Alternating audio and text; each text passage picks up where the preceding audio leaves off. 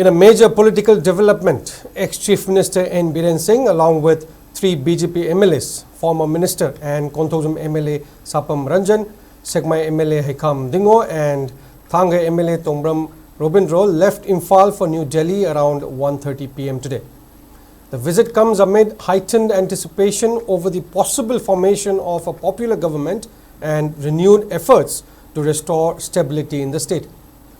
Speaking to media persons before departure at Imphal International Airport, ex-Chief Minister N. Biren stated that the visit to New Delhi is aimed at meeting and urging central leadership to discuss about formation of a popular government in Manipur and to expedite a concrete and lasting solution to Manipur's prolonged law and order crisis, with particular attention to the resettlement of internally displaced persons, IDPs.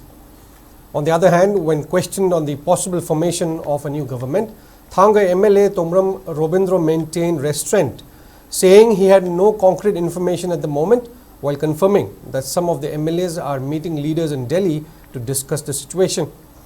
It may be noted that ex-CM N. Biren resigned from office on 9th February and subsequently President's rule with suspended animation was imposed on 13th February in Manipur.